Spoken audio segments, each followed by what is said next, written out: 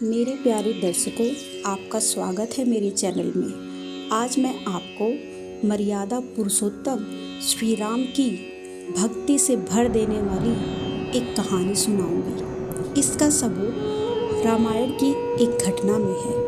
पूरा रामायण ही ऐसी घटना से भरा पड़ा हुआ है, लेकिन मैं अपनी वीडियो में एक घटना का जिक्र करूंगी।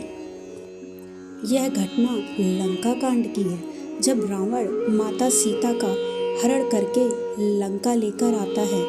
वह अपने भाई कुंभकर्ण को गहरी नींद से उठाता है और कहता है, मैं सीता का हरण करके लाया हूँ, लंका की महारानी बनाना चाहता हूँ। इस पर कुंभकर्ण मुस्कुराता है और कहता है कि तो इसमें बताने योग्य कौन सी बात है, विवाह कर लीजिए भ्राताश्री।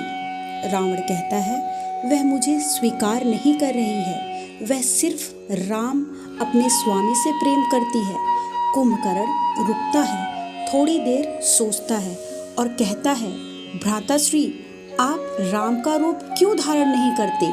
इस पर रावण कहता है, किया था, वह भी प्रयास करके देख चुका, परंतु जैसे ही राम का रूप धारण करता हूँ, वैसे ही सारी पर स्त्रियाँ मुझे अपनी माँ और बहन नजर आने लगती हैं। ऐसा पावन चरित्र है मेरे राम का।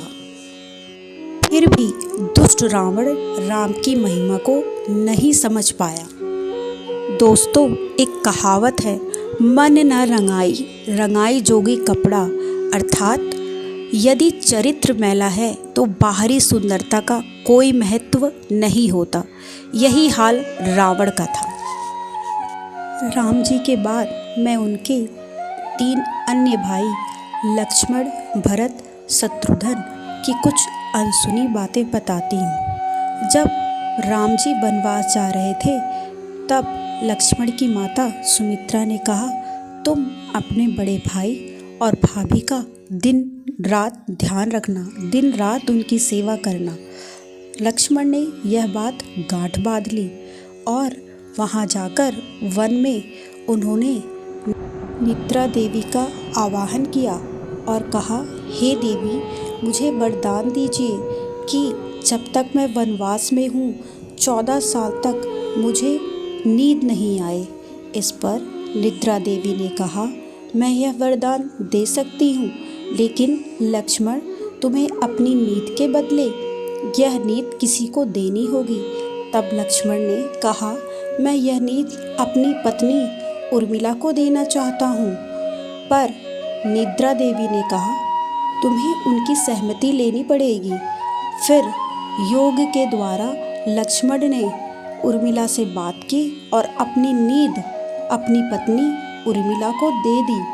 और उधर भाई भरत 14 साल तक कुटिया में रहे, राजगद्दी का त्याग किया और प्रण लिया, यदि 14 साल बाद मेरे भाई श्री राम लौटकर नहीं आए तो मैं यहीं अपने प्राण दे दूंगा।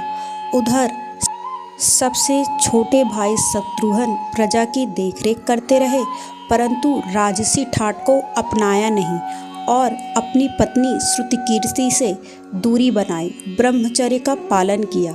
ऐसा पावन है मेरे राम का चरित्र। जो राम को मानता है वह राममय हो जाता है, राम का हो जाता है। 22 जनवरी को राम जी की अयोध्या पावन नगरी में प्राण प्रतिष्ठा है। सभी राम के नाम का जाप करें, राम का स्वागत करें। बोलो मेरे साथ, जय श्री राम।